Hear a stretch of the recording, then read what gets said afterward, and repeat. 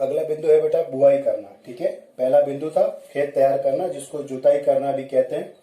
दूसरा बिंदु है बुआई करना। किस चीज की बुआई करेंगे हम? पौधा लगाना है, तो सीधी सी बात है कि हमको पौधा लगाने के लिए बीज की बुआई करनी है। ठीक है, पौधा लगाने के लिए हम बीज की बुआई करेंगे।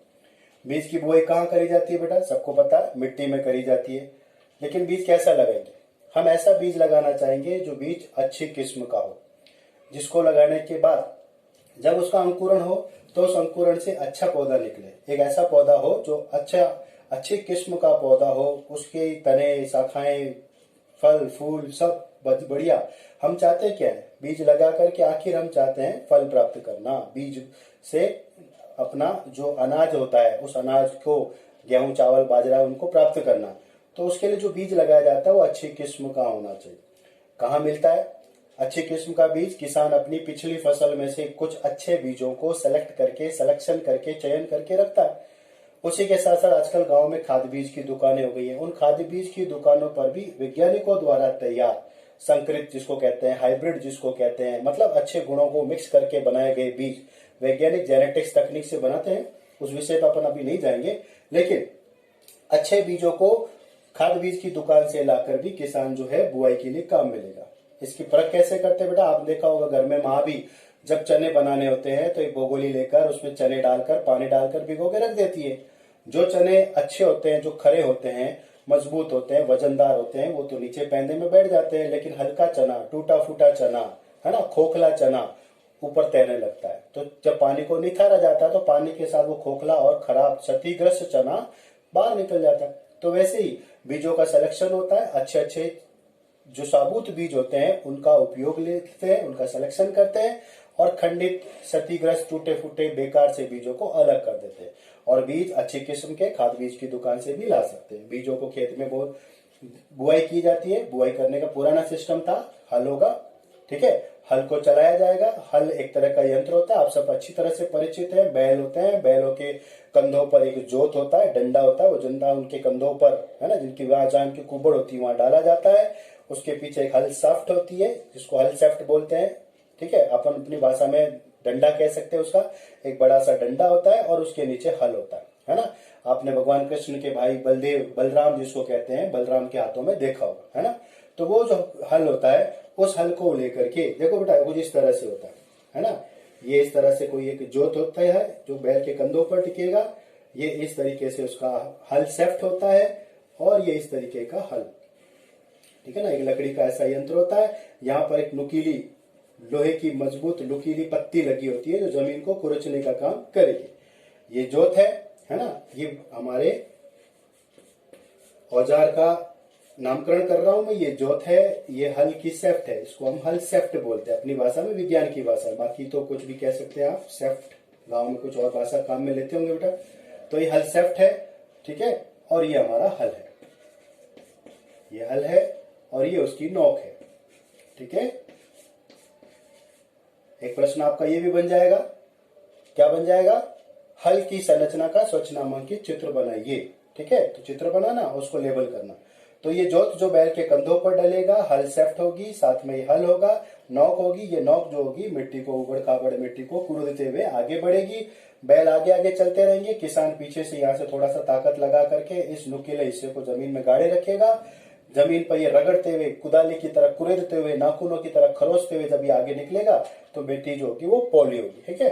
तो ये होता है अपना जोत। इसी तरह से एक और यंत्र मैंने आपको पिछली कक्षा में बताया था, कुदाली, है ना। कुदाली भी होती है अपने यहाँ तो कुदाली छोटी सी, है ना, वो उस तरह से कुछ चीजों को कुरेचने की काम आती है, मिट्टी को कुरेदने के लिए।